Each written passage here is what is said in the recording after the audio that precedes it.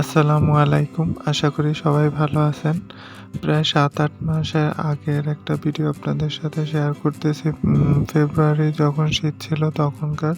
তো এটা ছিল আমার সেজু আন্টির বাসায় দাওয়াতের একটা ভিডিও। তো আমাদের সবার দাওয়াত ছিল, বাসায় সবাই, আব্বু ছাড়া আমরা সবাই গিয়েছিলাম। তো দুপুরে খাওয়া-দাওয়ার টেবিলে বসে আপনাদের সাথে ভিডিওটা শেয়ার করতেছি। এখানে একটা ইন্টারেস্টিং জিনিস আছে, সেটাই আপনাদের সাথে শেয়ার করব। আর এখানে পোলাও নিয়ে নিলাম। সাথে সেই ইন্টারেস্টিং জিনিসটা হচ্ছে ভাজি। অনেক বছর আসলে এরকম চিংড়ি মাছ দিয়ে ভাজি খাওয়া হয় না।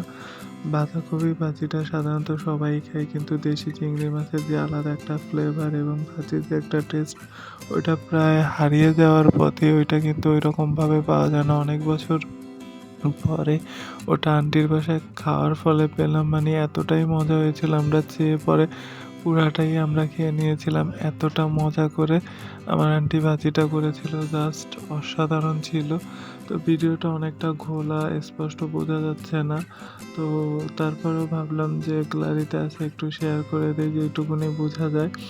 তো এখানে ভাজি আসলে এতটা মজা যে অন্য কোনো কিছুর দিকে ফোকাস করার মতো সময়ই পাচ্ছিলাম না।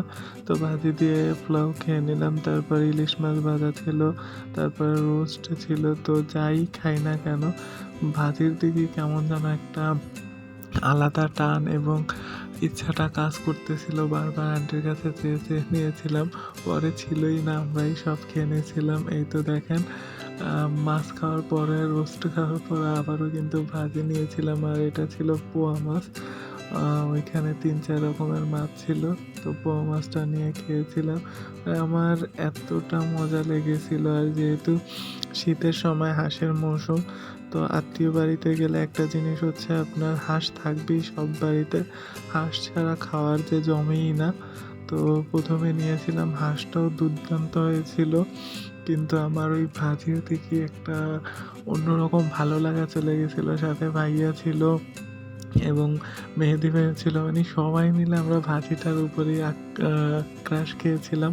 তো হাঁসটা মাশাআল্লাহ যথেষ্ট পরিমাণ ভালো ছিল। প্রথমে একটু নিয়ে খেয়ে নিলাম, তারপর আবার আম্মুকে বলে আবার নিয়ে নিলাম। আর হাঁসের শীতের মধ্যে হাঁসের ফ্লেভার এবং টেস্ট অন্যরকম একটা মাত্রা বয়ে আনে। তো সবাই এই জিনিসটা উপভোগ করে শীতের মধ্যে, যে হাঁসের টেস্ট এবং হাঁস দিয়ে রুটি, মানে অসাধারণ একটা কম্বিনেশন। তারপর খাওয়ার প্রায় শেষ, এখন নিয়ে নিলাম দধি এবং গুড়। তো আজকের ভিডিও এই পর্যন্তই। আল্লাহ হাফেজ।